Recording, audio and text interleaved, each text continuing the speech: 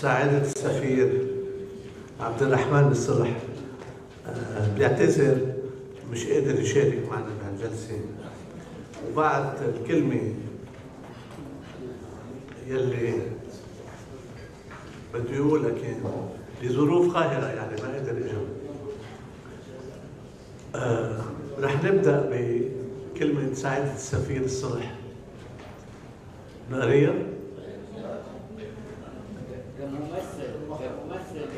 كممثل لجامعة الدول العربية، وهو سفير الجامعة العربية في بيروت. كنا بنتمنى يكون معنا. العنوان: موقف جامعة الدول العربية من اتفاق الطائف. أولا، إن الموقف الثابت والمعلن من قبل مجلس جامعة الدول العربية على مستوى القمة وعلى المستوى الوزاري هو التأكيد دوما على التضامن العربي الكامل مع لبنان إزاء ما يواجهه من تحديات خطيرة، وبما يحفظ أمنه واستقراره وسيادته واستقلاله ووحدة أراضيه وسلامته الإقليمية، وبما يضمن أيضا الحفاظ على صيغة العيش المشترك التي توافق اللبنانيون على اعتبارها المدخل والضامن الأساسي لوحدة لبنان واستقراره السياسي، والمتمثلة فيها أقره الدستور اللبناني بناء على اتفاق الطائف بأن لبنان وطن سيد حر مستقل، وطن نهائي لجميع أبنائه، واحدا أرضا وشعبا ومؤسسات. هيدي من الطائف، من اتفاق الطائف. عربي الهوية والانتماء، وهو عضو مؤسس وعامل في جامعة الدول العربية وملتزم بمواثيقها. ثانيا، إن صيغة اتفاق الطائف قد تم إنتاجها تحت رعاية جامعة الدول العربية، وهي ثمرة لما بذل من جهود عربية لإنقاذ لبنان من أتون الحرب الأهلية المدمرة. والجامعة العربية ما زالت تعتقد بأن صيغة هذا الاتفاق وبنوده التي أصبحت جزءا لا يتجزأ من الدستور اللبناني هي صيغة صالحة لضمان أمن لبنان واستقراره وصيانة السلم الأهلي بين كافة أبناء الشعب اللبناني، وركيزة أساسية لتطوير صيغة العيش المشترك وتعزيز بنية الدولة اللبنانية ومؤسساتها الدستورية في إطار ما ارتضاه اللبنانيون من نظام برلماني ديمقراطي يقوم على احترام الحريات العامة وفي طليعتها حرية الرأي والمعتقد، وعلى العدالة الاجتماعية والمساواة في الحقوق والواجبات بين جميع اللبنانيين دون تمييز أو تفضيل. ثالثاً وأخيراً، إن التجربة التاريخية للحياة السياسية اللبنانية في مرحلة ما بعد اتفاق الطائف قد أظهرت وبوضوح أن اتفاق الطائف لم يكن عائقاً أمام تطوير بنية النظام السياسي اللبناني، وإنما كان مصدر الخلل ومواطن الضعف يتأتى دوما من المواقف والممارسات التي انتهجتها الأطراف السياسية اللبنانية بعيدا عن نص وروح هذا الاتفاق الذي لم يتم الالتزام بتنفيذ جميع بنوده رغم مرور 25 عاما على إقراره. كما أن مصادر الضغوط التي تتعرض لها الحياة السياسية اللبنانية تتأتى أيضا من الضغوط الكبيرة التي يتعرض لها لبنان نتيجة لموقعه الجيوسياسي وما تفرضه من تحديات خطيرة تفوق في أحيان كثيرة قدرة اللبنانيين والإمكانيات المحدودة المتاحة لهم. انتهى كلام الكلمة السفير الصلح، المداخلة في هذا في هذا المحور في هذه والآن ننتقل إلى المجتمع الدولي، وكلمتان الأولى لمستر هانس زيبرت. سأتكلم بالإنجليزية لأقدم السيد زيبرت. Hans Zibert works as a senior advisor for the UN Common Space Initiative in Lebanon and the MENA region, where he is providing technical and facilitation support to national dialogues and peace structures, and to constitutional and political reform processes since 2008. He is also a senior advisor and non-formal peace envoy of the Bergo Foundation since 2008, as well as director and founding member of the Peace Appeal Foundation since 2002. He has worked in many of the world's most conflicted societies. Good for you. Among them Sri Lanka, South Africa, Nepal, Myanmar, and the Balkans, and now Lebanon. So, الكلمة الآن للسيد عبد الفلور. Yes.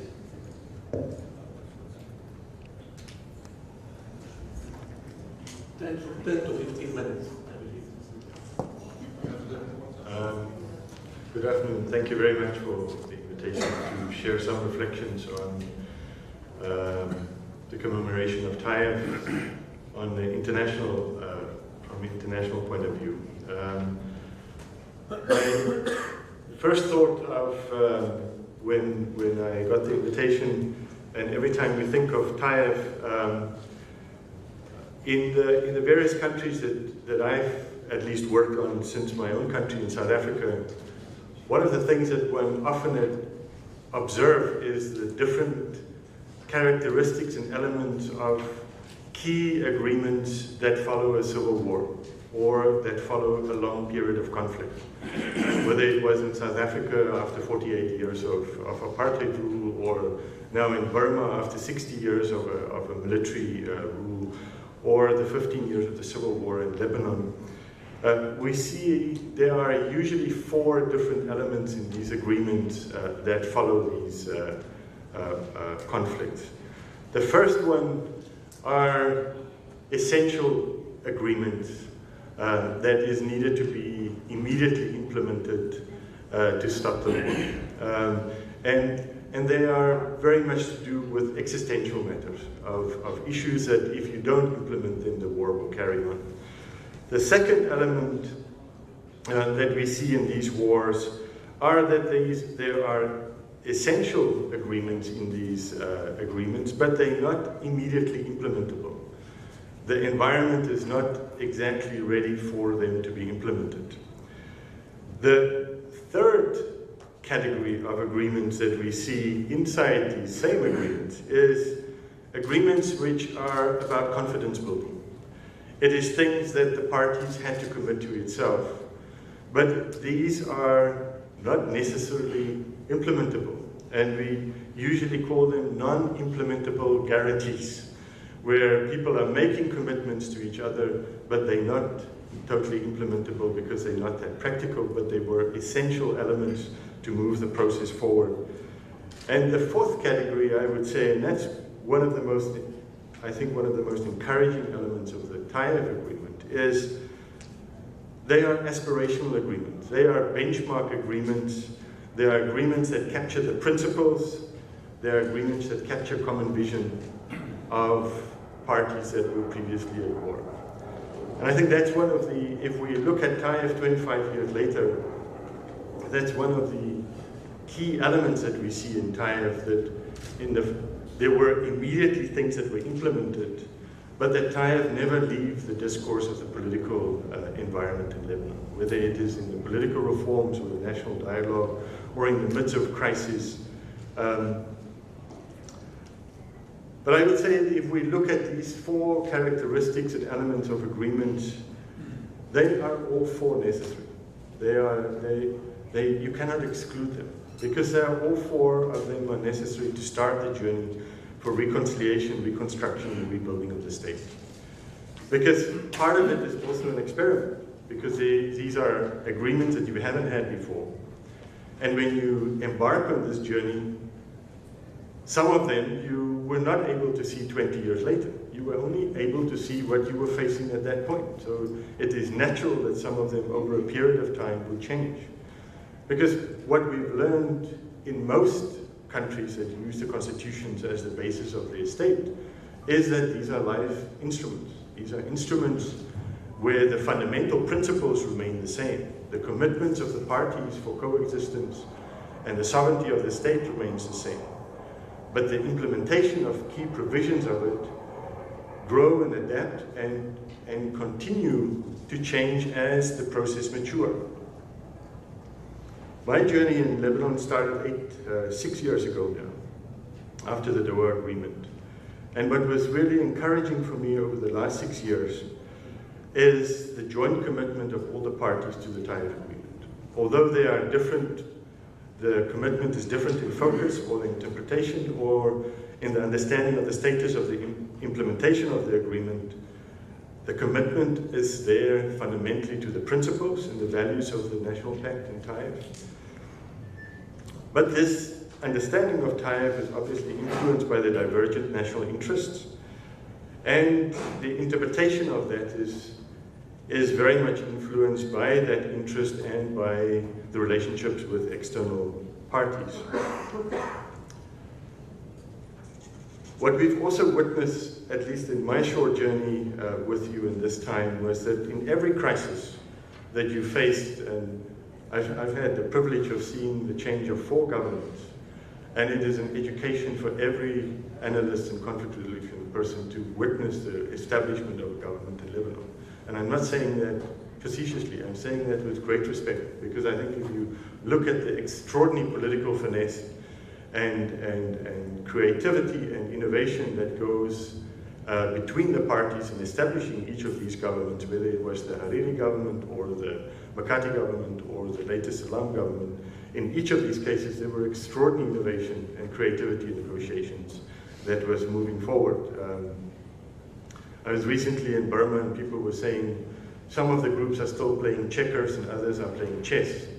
They need to realize that it's a chess game. In Lebanon, I don't think there's any illusion that you are playing chess and a very advanced game of chess, rather than what we normally see in early democracies of checkers. But what we've seen, this commitment to Ta'if and to the core principles was every time the reason why the parties returned to the table, whether it was at Baghdad or non-formal negotiations or resolving the government formation or resolving key issues. That negotiations based on those core principles, and not necessarily all the time common national interest, but definitely the core principles, is the one that is really inspiring to witness that, and is a constant that one can see inside the Lebanese process. For an outside observer, one of the inspiring things for me has been to witness some of the boldest experiments in democratization, not just in the Middle East, but worldwide. You have endeavored to walk on a path of extraordinary experiments. The most extraordinary experiment was your consensual democracy. You've created a model of the consensual democracy which is not equivalent to in any other country than Lebanon. You've opted not for a majoritarian model because of the composition of your society, and you are constantly working and fine-tuning that model of consensual democracy, which I think many of us can learn from, and the innovation that we've seen in that development is extraordinary. The second element that one sees on this journey is your development of the national defense strategy, which include both militia and resistance for your national defense. Your third one is one of the ones that very few countries manage to get right, and that's faced by all countries, is most countries have national allies or international allies. And your diplomatic approach was very different from most other countries. You didn't choose between Saudi Arabia and Iran. You didn't choose between Syria and Qatar. You didn't choose between the United States, Russia, Turkey, or Europe. You chose them all. Very few people can ever manage that. And this approach makes you vulnerable and to the interest of both these regional and international players. But it was an existential choice based on the composition of your society and based on the survival of each of the groups inside that society. It is not always a choice that makes governance easy. It's not always a choice that gives you ever a chance to relax, because you constantly have to manage the relationships as they manifest itself in the political relationships inside Lebanon. But Lebanon had to pay an enormous price. One of the prices you're paying is how do you manage the interest of the different confessional groups inside Lebanon? And with that, the external relationships that each one of them have. You've also had to manage the impact of the regional conflicts of your two neighbors. I think you have two extraordinary neighbors, one of which you are carrying for 60 years now, more than 500,000 of refugees. And the other one that you are carrying 1.5 million refugees following the Syrian war. And what I think is even more extraordinary is that 30% of that 1.5 million people stay inside Lebanese homes. And when we travel to the United States or Europe or other countries, and you see when they have to enter 15,000 or 30,000 or 100,000 refugees into countries that are 5 to 10 to 20 times as big as Lebanon, and you think Lebanon has opened its arms for 1.5 million people, that is almost a third of its society, I think you need to be, for any international observer, we need to take a deep breath. There's few countries in the world that has ever done this historically. Because the consequences of that is obvious. And it is not a surprise that the consequences of having such incredible regional relationships, that it put a strain on both your political system and on your economic resources. I've been now here for 7 years. When I came here, people were saying, you know, in my first discussion of the National Dialogue Steering Committee, I was saying, you know, in my country, my people, the Afrikaners, because we were coming from 8 European countries to South Africa. We say, if you put 5 of us in a room to come up with a political solution, you will have 5 different political parties when you leave the room. And they said, well, if you put 5 Lebanese in the room, you have 15 political parties when you leave that room. And what I want to say with this is that I think often Lebanese are probably their greatest critics themselves, of each other and of themselves. And I think one needs to be a little bit more gentle and realizing the extraordinary challenges that you are facing as a small nation, and the burdens you have carried, willingly or unwillingly. The challenge of Taif's implementation, my limited understanding of it, is how do you provide each of your major groups sufficient guarantees in a new system, and at the same time strengthen your consensual arrangements and your mechanisms for consensus building. Because I don't think you can deconfessionalize your system without strengthening your consensus building mechanisms. It's not physically possible, because each of the groups, your composition of your society, your composition of your political scenarios, and composition of your confessional groups, there isn't an outright majority inside the country which can take a decision and rule over the rest. And I think that's both your saving grace, but also your challenge, which requires an extraordinary amount of innovation, which Lebanese has never lacked on.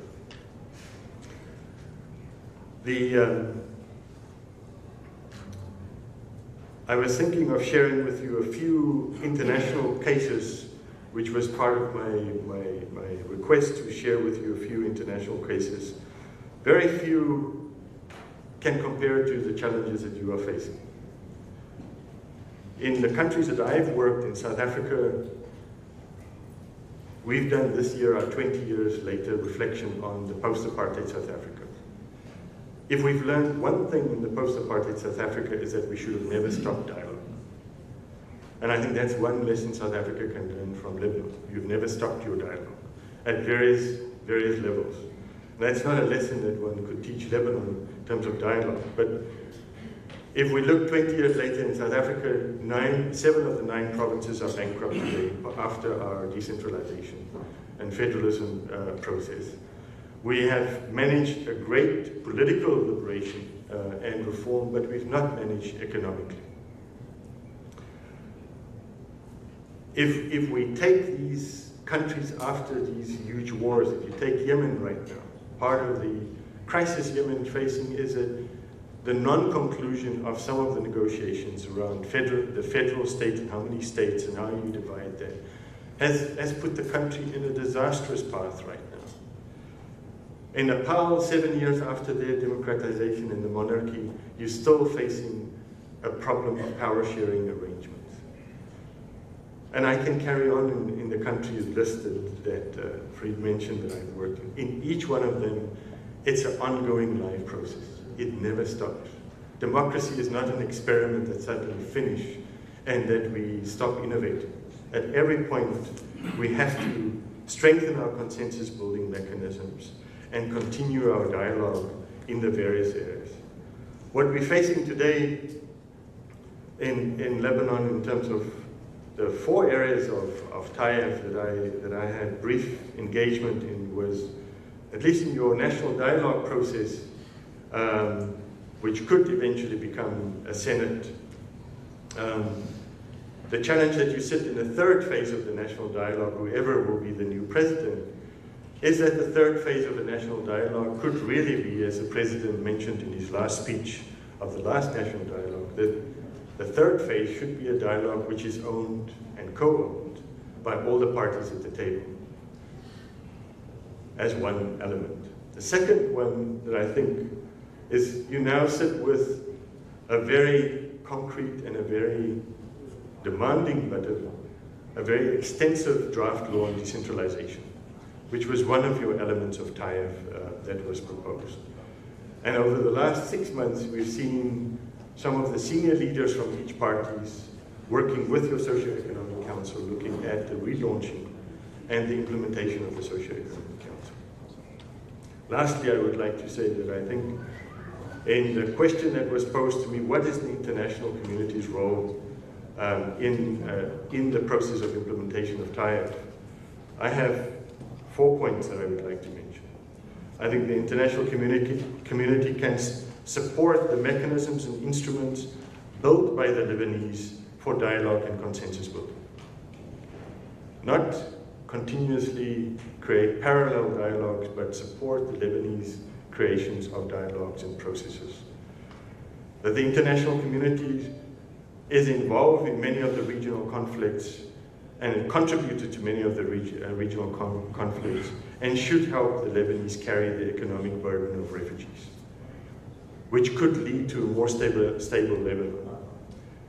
That they could also support Lebanon in carrying the security burden, both from the conflict between the Palestinians and the Israelis and the wars of Syria and Iraq that's spilling over into Lebanon. And fourthly, and I think there should be a non-interference in Lebanon's political affairs and allowing the Lebanese to build the models and strengthen the models that is authentically Lebanese and built by the Lebanese in terms of new models of democracy and new models of state building. Thank you.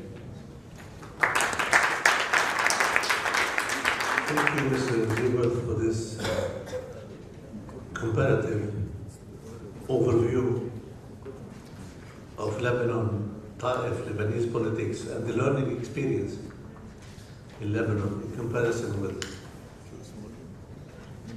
conflict-ridden countries elsewhere.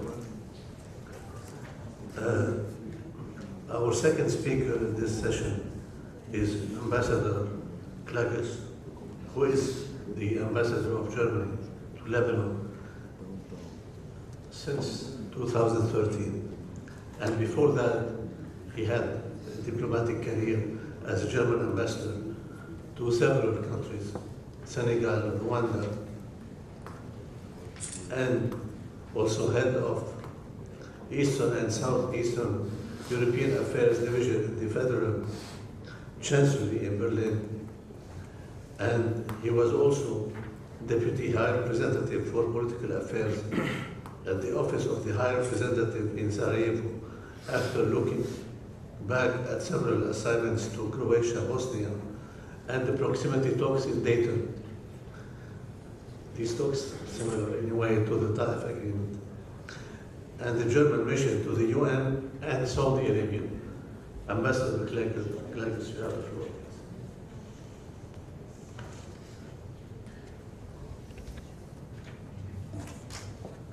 Thank you very much, Honorable Chairman.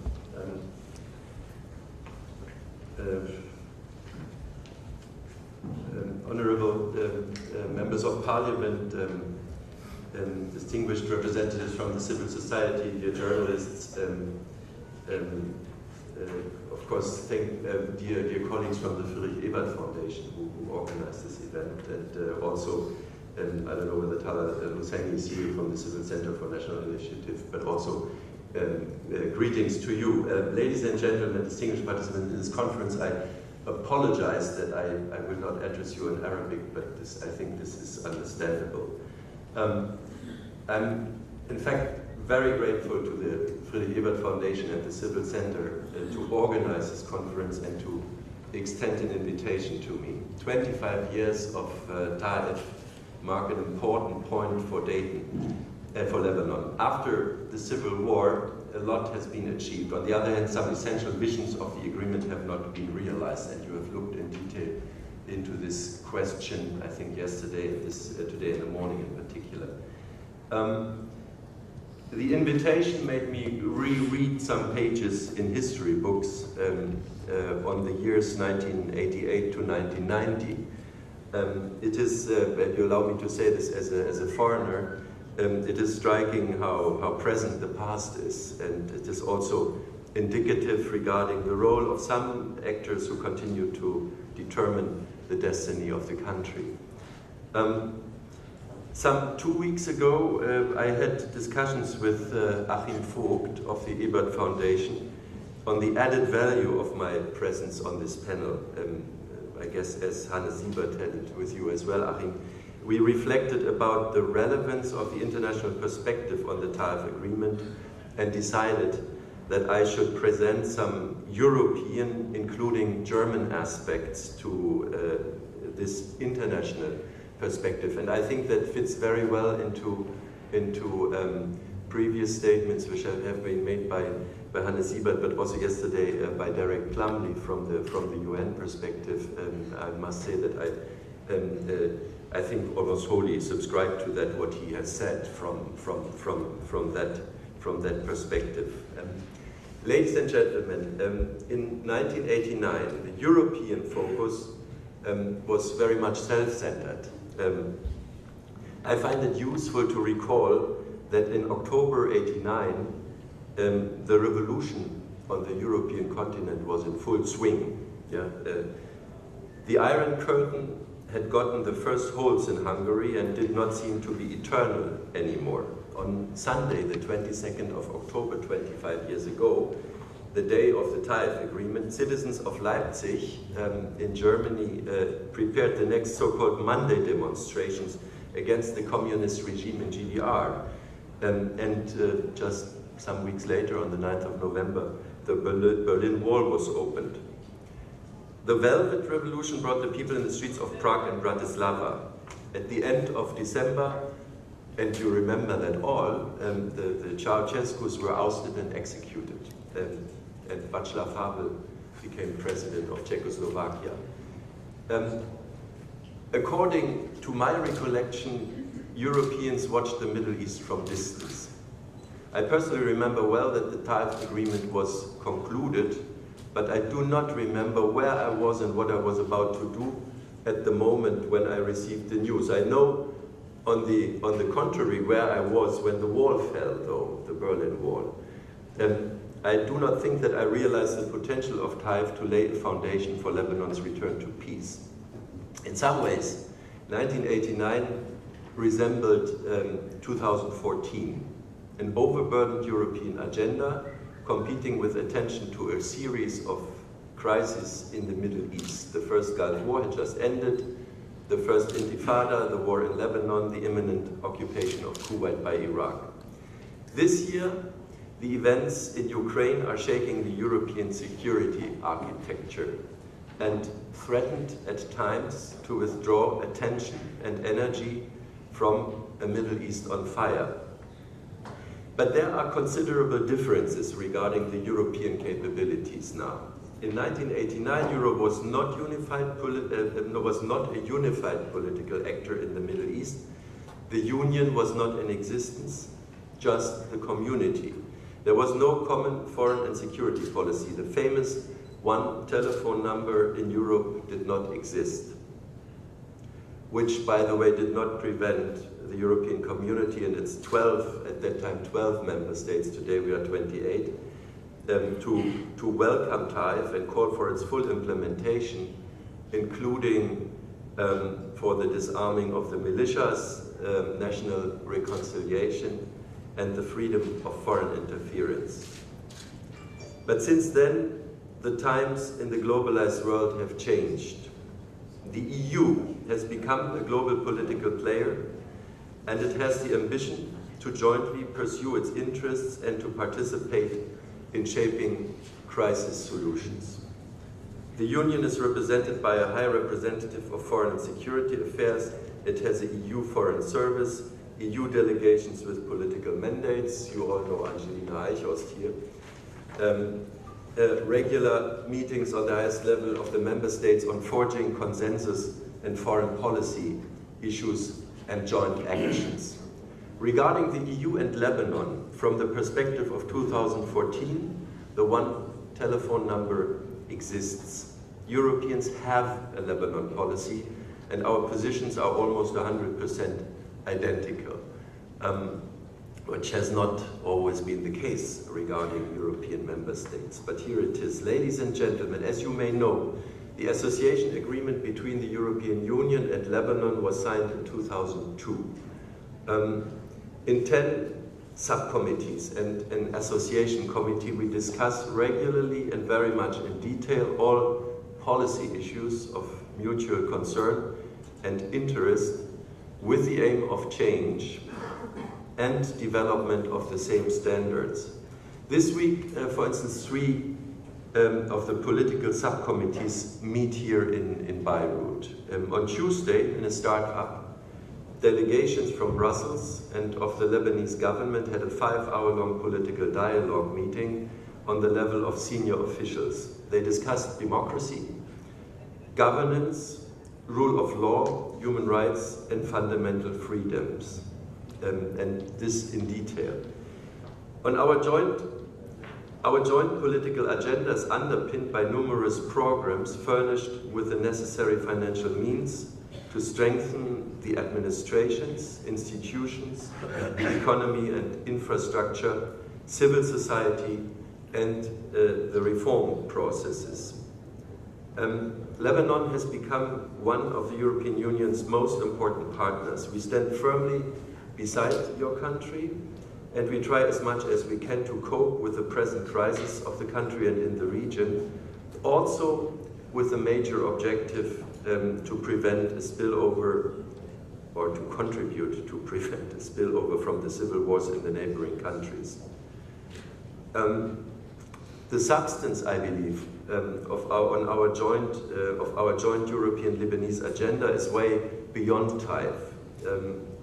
We're trying to strengthen what has been agreed without, though, having given up on the Taif substance that has not yet been implemented, such as the adoption of an electoral law on the basis of a non-confessional system that would introduce a degree of proportionality to enhance political competition. I mean, this discussion is, for example, has been led after the observation missions of the European Union in 2005, I think in 2009, and including the recommendations which were made pretty much in detail on the electoral law by the observer missions after their task here. Ladies and gentlemen, allow me to express some points based on the European experience with multicultural, multi-ethnic, multi-confessionalist and open, often post-crisis scenarios. European states, as you certainly observe with great expertise, European states and societies manage their destinies after the World War disasters of the 20th century in comparison to that reasonably peaceful and well. Just to give some examples, look at the constitutional setup of Belgium, guaranteeing cultural autonomy to the Flemish, Walloons and Germans. Yeah, also there's a German population in Belgium. Look at the recent Scottish referendum, which will most definitely lead to new interior arrangements in the United Kingdom. Look at the way we deal with German-Danish minorities in Germany and Denmark. Look at the autonomy of South Tyrol within Italy, or the separation of the Czech Republic and Slovakia, or the arrangements in Croatia between Croats and Serbs after the dissolution of former Yugoslavia, and in Croatia's integration in the EU. We have mechanisms to balance the interests of regions in state entities. We have guarantees for minorities and women quota, which is, I think, also an important issue in the parliament, honorables. We established special interest rules which have to be respected by the majorities, and there is a good understanding of decisions which can be taken by majorities, by qualified majorities, or decisions which can be taken by consensus only. There are European political and judicial mechanisms in place to ensure that certain standards are being respected. There has developed a lot of common sense on fair power sharing arrangements and fair practice of power sharing. Europe is ready to share its experience. The Lebanese, allow me to say that from my experience in your country, feel traditionally very close to Europe, and I also think that we share the same values and the same aspirations for democracy. What is true for many countries on this globe, and now I'm turning to conclude to some remarks on Lebanon exactly from the foreigner's perspective. What is true for many countries on this globe, Lebanon, its constitutional order and its political culture have to evolve and also to change. I mean, I think you said that it's the nature of democracy, that it has to be practiced and conquered, on a daily basis, and it also has to adapt to the world and to the challenges which are inside the society. The present approach to make politics and policies will not be tenable. In my script, tenable forever, but I don't think they are even tenable in short term. Politicians limit policy making to the minimum, and the power sharing arrangements do often not produce the necessary results. The divisions and the polarizations in the Lebanese society seemingly became bigger after 2004 and 2005. And I can also, compliment this statement on the question of the results regarding international cooperation and assistance with Lebanon. I know that many of the friends and partners of Lebanon are suffering under blockades in the government and blockades in the parliament. My French colleague is complaining about programs with the value of almost 200 million euros, which are stuck and which are designed to assist the country in the present crisis situation, also with this massive influx of refugees. The same applies to US programs. We have some little programs where we have problems, but it also applies in much bigger dimensions to European Union programs. And so it's a little bit contradictory. I mean, we are going now to Berlin, to the refugee conference for the region with the explicit aim, to generate a more mid-term and long-term reliable support and the burden sharing, but one of the preconditions is really that in the international efforts which the government of Lebanon rightly also requests from us, needs more efficient absorption capacities of the institutions in the country. The crisis, let me continue with the text, the crisis becomes obvious when looking at the three central institutions, basically what I said, of the country, which are vacant or working below half speed. Outer circumstances in the crisis-ridden region are admittedly an obstacle to a continued political reform process, that is also clear. But I'm convinced that they cannot serve as an excusing explanation for non-actions. As a result of Taif, the Constitution stipulates what you all know in its preamble, the abolition of political confessionalism as a basic national goal. No one is questioning the stipulation, the principle of the stipulation, and neither the Taif approach to establish a second chamber in the form of a Senate in which the interests of the communities would be represented. Europe certainly encourages you to move ahead. It stands also ready to assist when requested, but the solutions, and nobody is questioning that as well, must come from inside Lebanon, otherwise they will not function and will not be implemented. And that is also, one conclusion after having worked in Bosnia for many years, also in the international agency, to support the implementation of the peace agreement. I know exactly, where our poor Bosnian friends were dictated solutions by the outside partners, and solutions which simply that did not fly. And so it has to come from the inside. But Taif was in any case meant to be a transitory power sharing arrangement between former warring parties. Somehow the process of moving beyond towards non-confessionalism got stuck. And therefore, I think the 25th anniversary of Taif is a great occasion to reflect on how to deblock the process. Thank you very much. Thank you, Ambassador Gladys, for this presentation.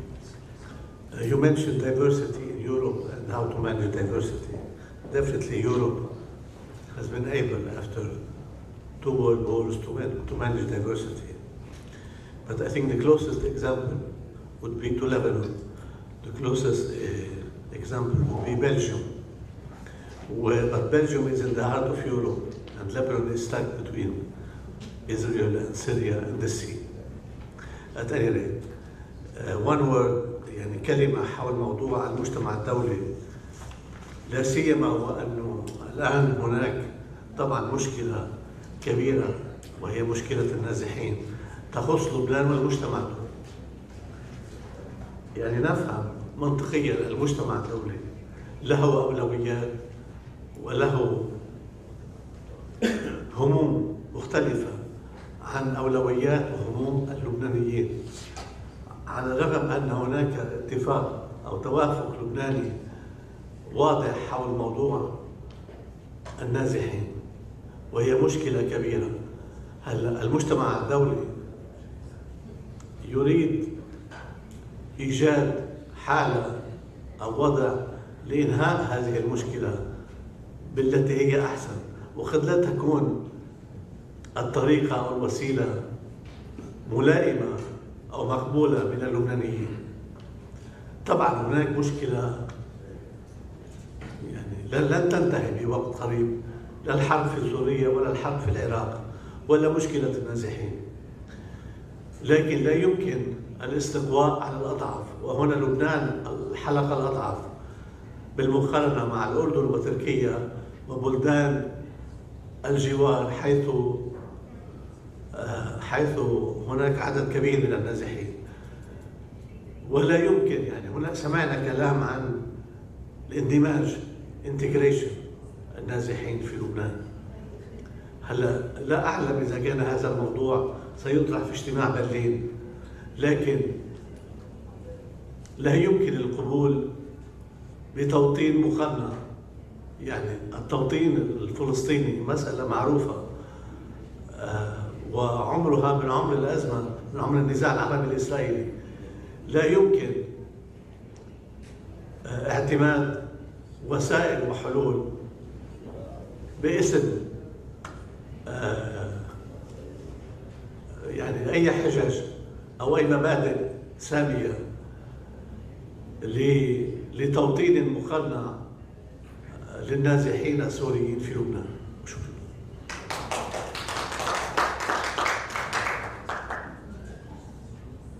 يعني بناخذ أسئلة، معنا وقت. تفضل دولة الرئيس، تفضل. لا، اللي بده يطرح سؤال عمول معروف عرف بنفسك اذا بتريد. في ميكروفون او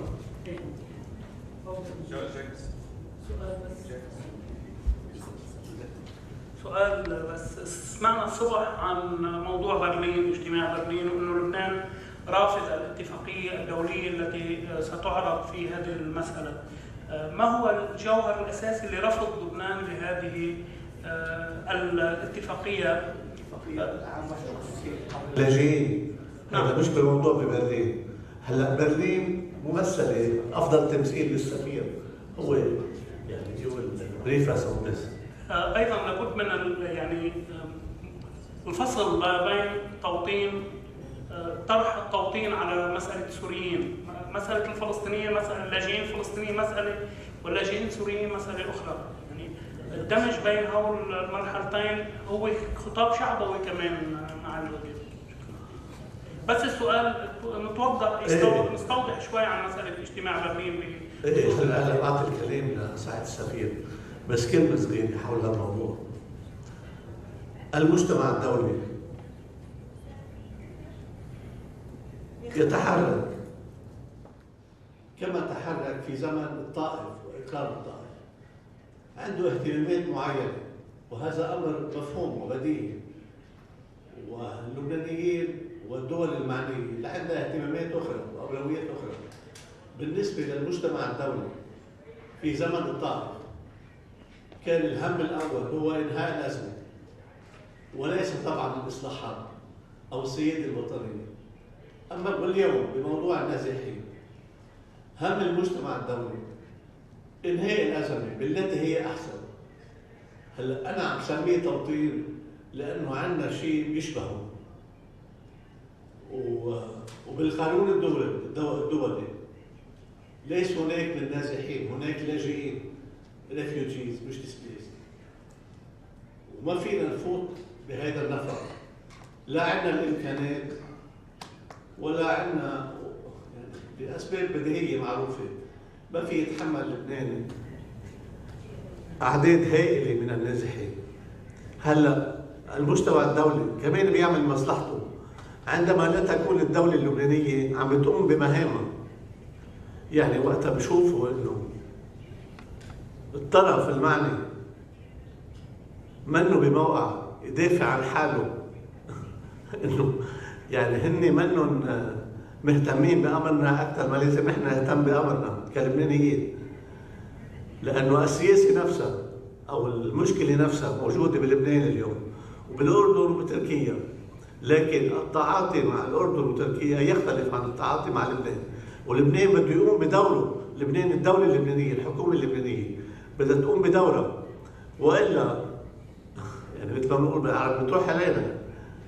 هيدا لانه كلام شعبي ولا شيء، هيدا واقع. وعم بعطي مقارنه مع الطائف. الرئيس الحسيني موجود بالطائف، كان في اهتمام دولي اكيد، بس الاهتمام الدولي ما رح يقعد محلنا، وبيعمل شغله وعنده غير اهتمامات. وكذلك الامر اليوم بالنسبه للنازحين. والكلام اللي عم نسمعه ما بعرف اذا صحيح، الى اي مدى صحيح، انه هناك كلام عن الاندماج، لانه هيدي مشكله بدها تضل سنوات. الاندماج شو معناته؟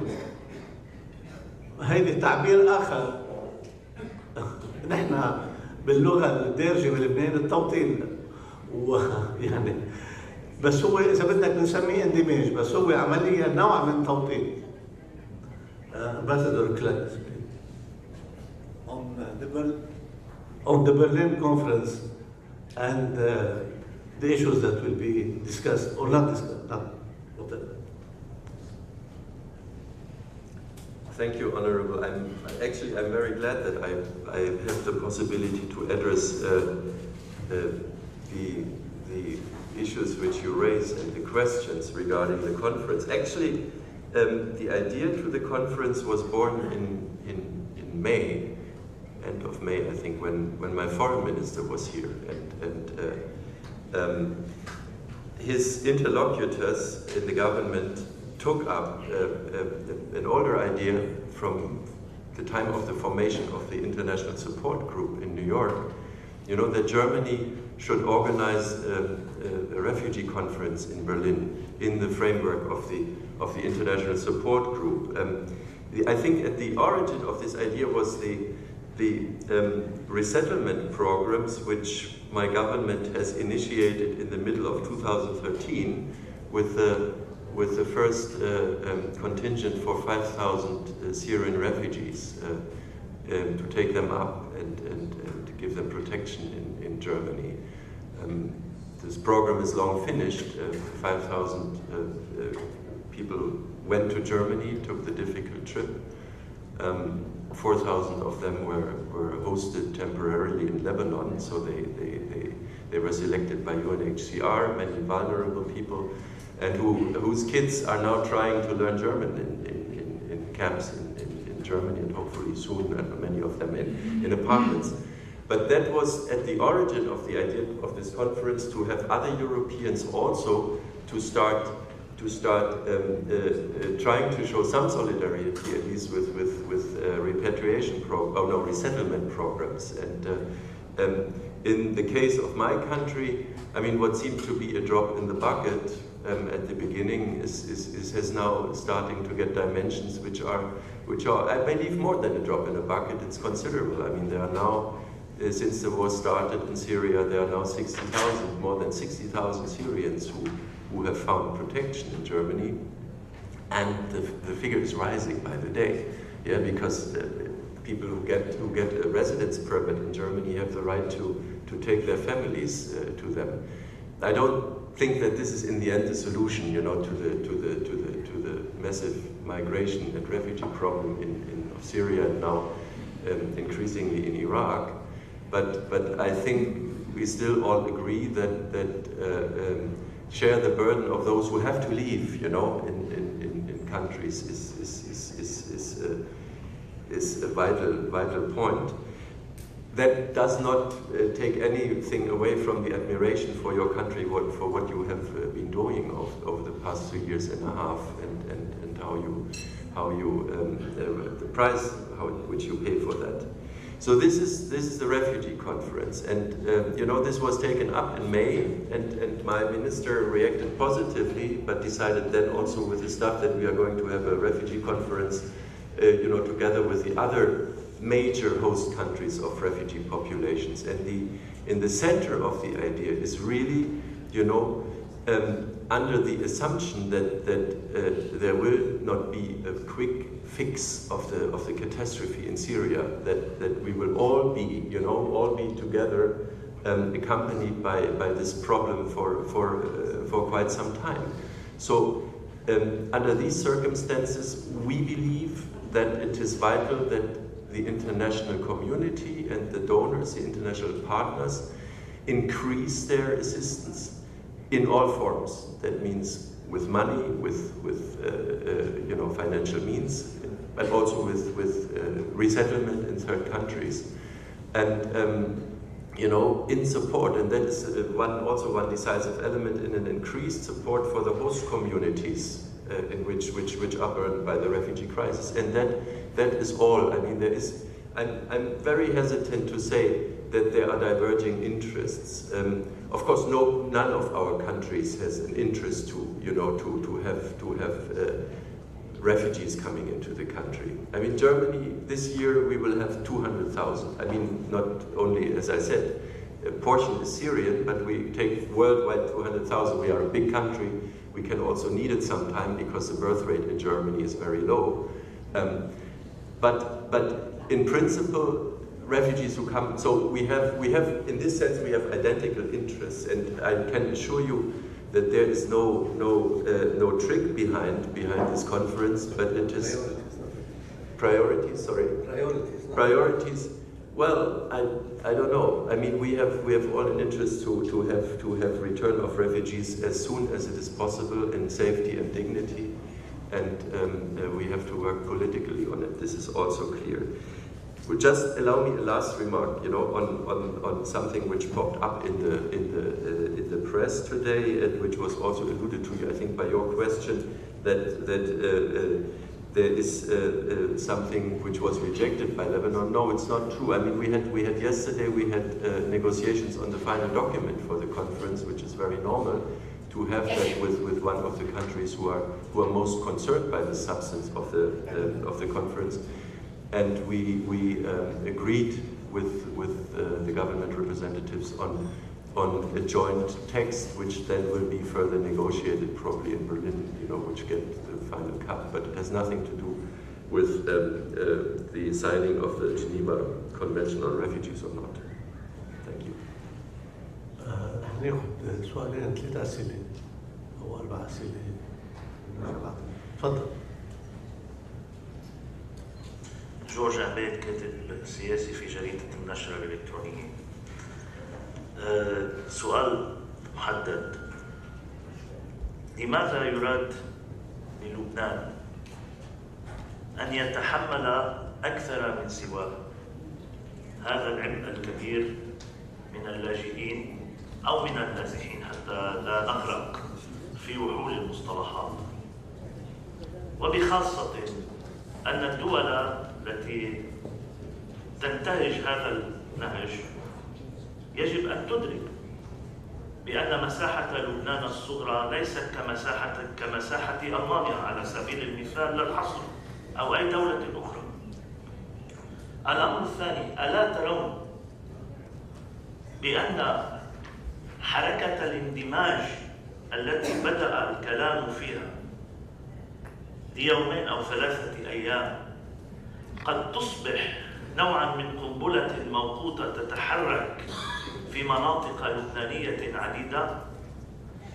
وبالتالي ألا يمكن المقارنة بين الاندماج السوري في الحلقة اللبنانية والاندماج الفلسطيني، لكون أن مسألة فلسطينيي عام 1947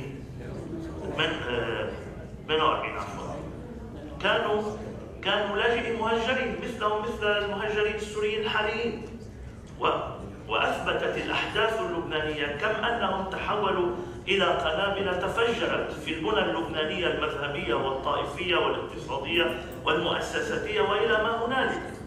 لما لا نرى هذه المشكلة بحجمها الكبير ونتصدى لها ونوزع هذه المسألة على بقية الدول بالتوازي وبالتوازن وبالتعادل، وبالتالي نحضر هذه البيئة للعودة إلى سوريا حيثما تهدأ الأحوال في ربوعها. وشكرا. دكتور لا سعادة السفير. لا أعرف، بدنا ناخذ سؤالين 3. لا سعادة السفير. تفضل. My question is to Mr. Zibert. My name is Arda Ekmekci. I'm the Dean of Arts and Sciences at Haigazian University. My question is related to the, you mentioned that 20 years later you had an post-apartheid meeting reflecting on what happened before. My question is, how many of the initial actors were still around 20 years later? Thank you.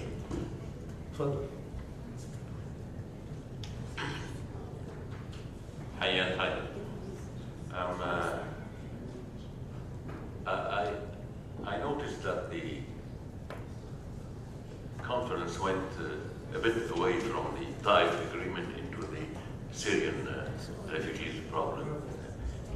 Just one remark to His Excellency Ambassador, that the Lebanese really didn't open their arms for the Syrians. The Lebanese just went through the laissez-faire politics, which usually is there, and these people keep on coming, and most welcome, of course. But I mean, this is not the government's policy, not this government or the one before.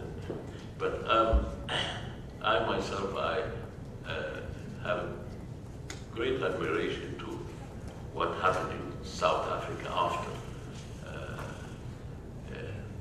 Mandela was freed, and of course this country and the area has seen a lot of bloodshed and tears, and I admire what happened with the reconciliation procedure, and I would like to emphasize on this. Perhaps in Lebanon we didn't have this, and I know that in South Africa and even in Uganda they had this, what is called now transitional justice, you know, which we didn't even look at. Do you think that in Lebanon it's impossible to be accountable? It's because the Lebanese, they don't recognize that they did anything wrong. You know, this is why when they go to the Europeans, they don't ask them for how to be democratic or how to do the conflict resolution. They just ask them for financial help for the refugees or something like that. But we think that we are above all this, you know. In general, I'm not talking about it. But what is it that will make the Lebanese recognize of their own mistakes, that if they are accountable of what they do, and so go forward in this dialogue, which is very important, but which is not being, doesn't have positive results in Lebanon throughout 40, 50 years. What is it that makes us go to the transitional justice if we don't recognize each other's mistakes? Thank you. Yes. Ja, Achim Vogt of the Friedrich Ebert Stiftung. I have two questions, one to Hannes Siebert. I know that the Common Space Initiative is doing a lot on national dialogue in Lebanon, and maybe you could just elaborate a little bit on what are the mechanisms and what are the successes in these national dialogue projects. And the question to the ambassador of Germany would be, in Europe we have supranational structures, which is the EU, and then we have the old CSCE, which transformed into the OSCE. And I wonder whether these supranational structures are in a way supportive for national peacemaking, peace-building processes as we have seen them in Europe, and not so much here with the weakness and the crisis that we see recently with the Arab League. All right, we take another round. If you'd like to respond.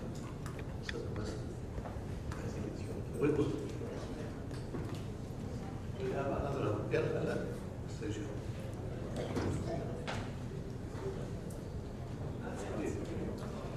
On your first question on how many people were still around 20 years later, we sat with a real aging problem, because most of these people spent 27 to 30 years in jail. So many of them were unfortunately not around when we did the reflection at the moment, because they were either dead or they were just very old.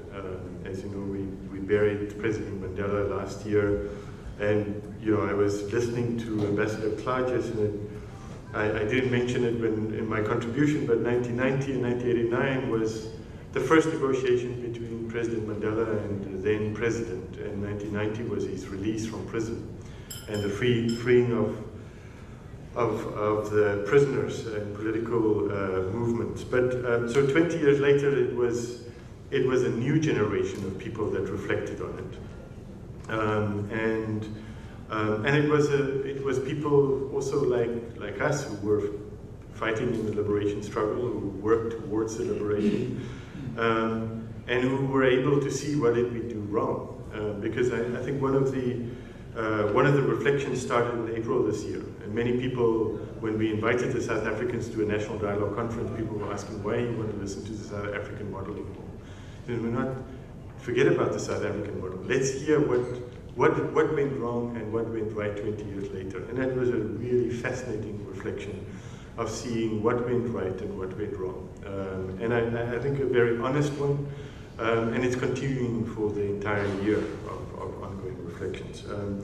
On your second question, the issue of transitional justice and Lebanese acknowledging mistakes.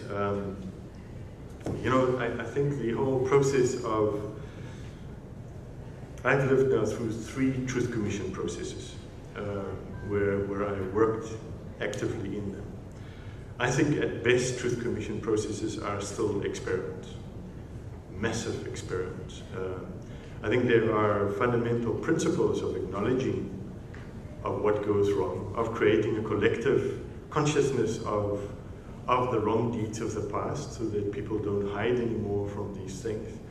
I think there's some elements of reparation that needs to take place. And there's elements of changing course, of things that went badly wrong that needs to be acknowledged and that needs to move forward. But doing these things in formal structures, both at the World Court level and in national processes, I think we are still experimenting and still learning country by country. The latest one in this past year, Nepal passed the legislation on a Truth Commission there. Very difficult. It took them 7 years to design a new Truth Commission law on transitional justice. In South Africa, if we look back, one of our big challenges was we failed miserably on the reparation. We did very well on collective consciousness and on revealing the deeds of the past and acknowledging the pain of the victims. But more than that, at a political level, I think it was at a level of a cleansing process, but it was not necessarily something that had huge political impact. And I was reminded, for me, one of the greatest speeches for me was President Mandela's speech on the day that he accepted the Truth Commission report, because he was sued by both his own organization, the ANC, and by the Nationalist Party when Archbishop Tutu delivered that report to him. And I think one of his and Archbishop Tutu's responses on that transitional justice issues was, you can't punish people collectively. And this is a process of looking at individual deeds of wrongdoing and addressing overall the systematic areas of where we are wrong. And Truth Commission and transitional justice processes is not the place to change systems. It's the place for memory and acknowledgement and collective consciousness and some reparations and documenting what went wrong, but it is not, the moment they become political instruments, and we go badly wrong with these experiments. The issue of leadership, I would just say that, you know, we've had one of the reflections, this 20-year later reflections, was people were saying, Lebanon doesn't have a Nelson Mandela, or certain countries doesn't have these great leaders. And one of the things that I've worked with him for 7 years, and he would be the first one to say he was not a leader because of himself. He was a leader of who he was made to be and allowed to be a leader. Great leaders are not just leaders by themselves. They are also leaders as a product of their parties, of their community, of their societies, that allow them to be leadership, but also create an environment for that leadership. That's a whole other conversation, but just a remark on that issue. On the last question on the national dialogue, part of my, it seeped into this CV, part of my role is that we don't talk much about the role of the national dialogue. It's a sovereign process. We are merely providing technical support to that in terms of knowledge resources and facilitation strategy. And one of the key things is to always ensure that the national dialogue is a co-owned process of all the parties around that process, around that table. So I am not really in a position to talk much about the national dialogue, other than I think it's one of the most significant elements of post-colonial era, where there is no third-party mediation, There's no external processes, but the country's leadership themselves creating mechanisms to negotiate and finalize outstanding matters of agreements like TAIF, or address critical issues like security and national defense strategies. Thank you. Mr. Ambassador.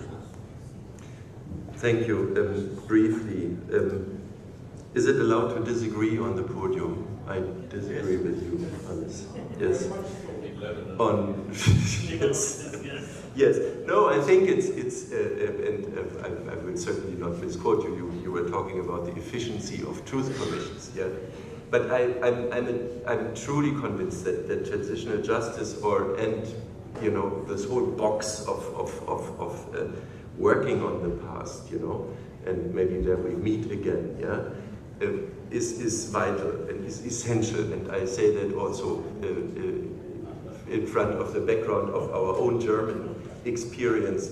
It takes a long time. In my country, it's still not finished, to reconcile ourselves with divisions and to reconcile ourselves with our own history and to reconcile ourselves with our own criminality also, to use this rather penal code term.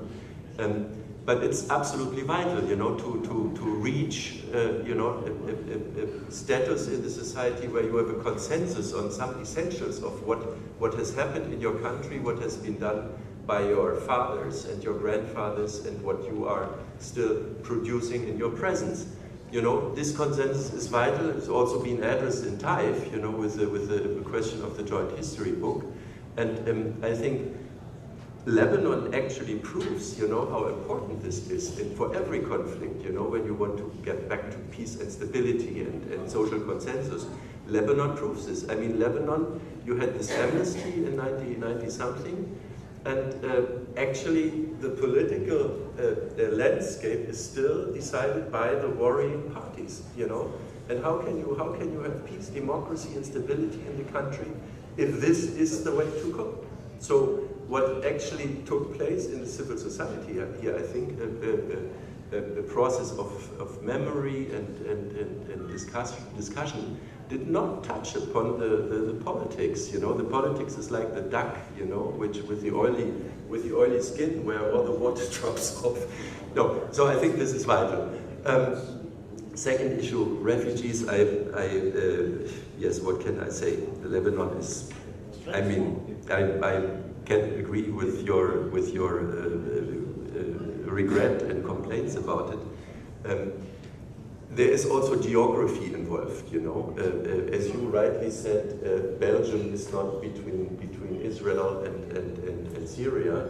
The Lebanon is here, and that is an issue. But we can discuss lengthy for that. Just 2 cents on the last question, which is sort of connected, this is the supranational structures.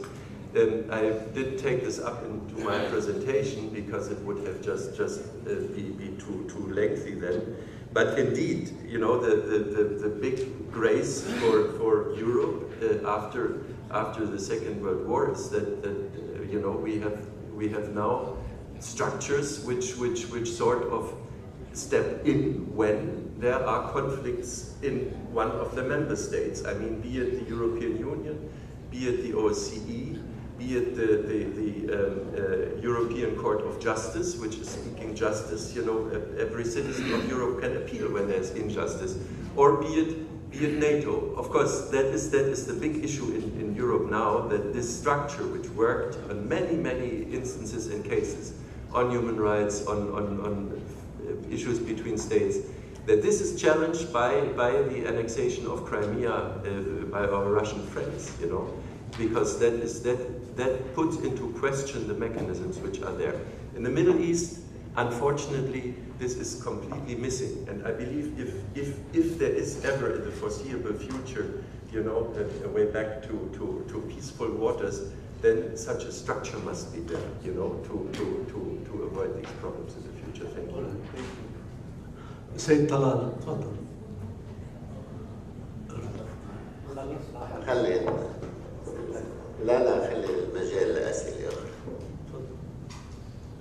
لا بعدين تفضل. I have a question for Mr. Siebert.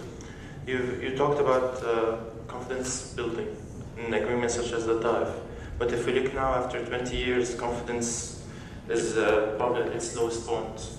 Don't you think that instead of addressing the reasons behind the fears that communities have in regards of each other, instead of eradicating them, we sought to somehow temporarily solve them? I would compare it to a painkiller. And don't you think that institutionalizing the fears of the different communities doesn't only make it harder to solve them and to eradicate them, but instead crippled also public institutions? Two more questions, please. تفضل. بعدين. خليل خير الله، أستاذ جامع. أنا سؤالي إنه كيف بده ينعم لبنان بالسلام وبالأمان وبكل هالقيم يلي بالواقع بنتبشر منها بموت أو من الدول الأوروبية؟ طيب إنه كل مشاكلنا أو معظمها جاي من المجتمع الدولي، يعني سواء قضية فلسطين يلي صاروا عنا عم تيجي من برا، يعني عم تيجي من غيرنا، يعني المجتمع الدولي عم يتعب جهده انه يسبب لنا كل هالمشاكل. يعني صار في ببلادنا اكثر ما في يمكن ببلادهم. بقى هالمساله هيدي الاتحاد الاوروبي بيتبع امريكا بسياساتها، يعني امريكا بتعمل سياسات معينه بيتبعها الاتحاد الاوروبي، حتى الركود وصل لالمانيا اليوم، يعني الركود الاقتصادي. فكيف معقول نحن نعمل مؤتمرات حتى نصلح او نعالج النتائج؟ سعد السفير، ليش ما بنعمل مؤتمرات تنحل القصه ببلاد هالجماعه اللي عم يعملوا لنا مشاكل؟ شكرا. السؤال الاخير او ما قبل، تفضل بس بسرعه اذا بتريد. My question is a little bit far from the Taif agreement. I do apologize. And my question is addressed to the gentleman representing the United Nations. You have mentioned 4 points of which the Lebanese ought to ask the international community to execute stroke help. Because of conflict between big powers on international level, who is the international community that we should address to help us as Lebanese to implement the said-mentioned 4 points? And I could see the conflict on the platform. Thank you. Thank you. تفضل. Yes, go ahead. أيوه. أنا بس بدي أعلق على اللي قاله الأستاذ، وهل بيربط مع اللي انحكى هذيك الساعة بموضوع مسؤولية اللبنانيين. هل بيربط بموضوع مسؤولية اللبنانيين والسياسيين بشكل عام. بعتقد المشكلة الأساسية إنه عبر كل تاريخ لبنان نحن مؤرجحين بين هل نحن ضحايا أو هل المسؤولية على المجتمع الدولي. إذا واحد ببلش يبني بمحل معين لازم يبلش يصور، يعني يكون عنده proactive attitude، يعني نبلش نعترف مثل ما قال زميلنا أظن وين المسؤوليات ونبلش نبني على الأساس، لأنه وإلا ما رح نطلع من الحلقة الفارغة. الحرب هي حرب داخلية أو حرب خارجية.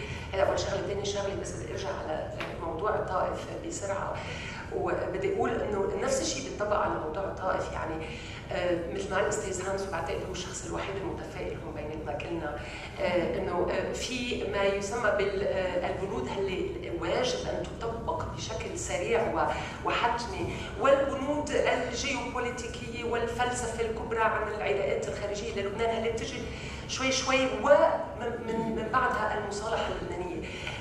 في موضوع اساسي اليوم بلبنان انه في مصالح المواطن الآنية اليومية اللي لا الطائف ولا أي قوانين ولا أي من المسؤولين السياسيين عم يقدروا يعني يتجاوبوا بهالاتجاه أو يبلشوا يبنوا من هون أظن ببلش واحد يبني شوي شوي لنوصل بعدين الagreement on the mid-term or on the long-term إلى المصالحة الأخيرة، لأنه هيك تبدأ المواطنة، وهيك أظن ممكن أن نتخطى كل الموضوع اللعب الطائفي في لبنان. شكرا.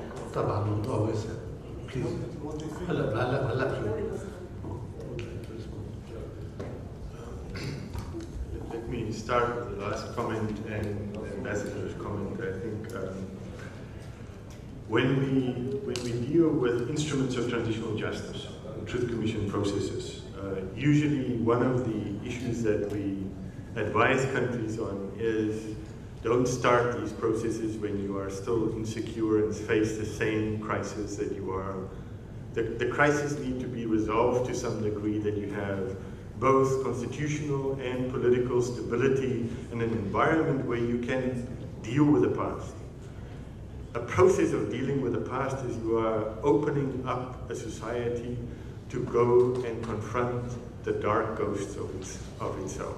You're confronting a dark side of the society where society needs to have sufficient level of normalcy so you can address that in a structured and a good way and build the mechanisms of support so it's not used as mechanisms of political accusations and people then starting to play political roles with elements which is really require deep healing and reconciliation. And if you start playing with memory and as a political playbook without creating the mechanisms where you can protect people in that process and it's not politicized, you are actually creating bigger problems for the country. Because it is a country collectively faces its dark side then. If you're not ready for that, then don't go into that. It's not a rule that you should have that. When we started in South Africa, one of the key things was reconciliation, truth and reconciliation. We didn't get to the reconciliation part all the time because people were not ready for it. In some cases, we destroyed relationships between people who were ready for it. A woman that was lost a 14-year-old son by the military, suddenly for the first time in 15 years saw that her son was shot through the back of his head and what the police did with him. It was irreparable. But that doesn't mean that we shouldn't face these dark sides. And I completely agree that every nation needs to address the element of its dark side to be able to move forward from that. But for that you need the instruments, you need to make sure that it's not politicized, and you need to make sure that there's sufficient stability to manage that. In the absence of that, in many of the countries where there is no of these mechanisms, or these countries are not ripe for this formal processes, there is the human rights organizations, there is the justice organizations, there are the NGOs that have the responsibility and the media to keep the memory of it, to capture them, so that when a country is ready for them, that you can then frequently remind the country of this memory, but also not expose it at times when the country is going through absolute traumatic events like Lebanon has gone through in the last 2 years or 3 years. It is frankly, I think, politically irresponsible when we do that because we cause more damage with something that should be sacred. If you want, the purpose of confronting memory is about healing, it's about consciousness, it's about making sure we embrace values of light and not values of darkness, that we move away from war into a process of democratization, and that we are able to deal with that collective memory. But it's a really tough journey, that one. And to address that is not something that one move in lightly. The second issue that you're raising, the question of who do you ask help for? It's a difficult question. I don't know how to answer your question. I mean, obviously, you don't want to ask help from the people that will make the problem bigger for you, because whoever you ask help for could also be the one to make the problem bigger. So one need to be extraordinarily careful how do you ask that help for. The last question. Sorry, I may interrupt. The disagreement shows on the platform between Western countries and the BRICS.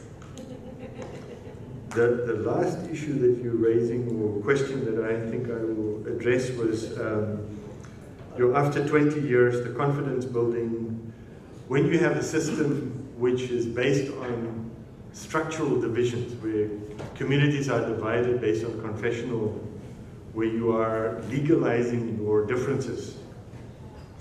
I don't know if that's what you're referring to. I think that's, it is very difficult. I mean, it's difficult when the same mechanism that you've created was to protect communities, also then is a mechanism that divides communities. And that's where I said to you where the fine balance is how do you build sufficient securities and guarantee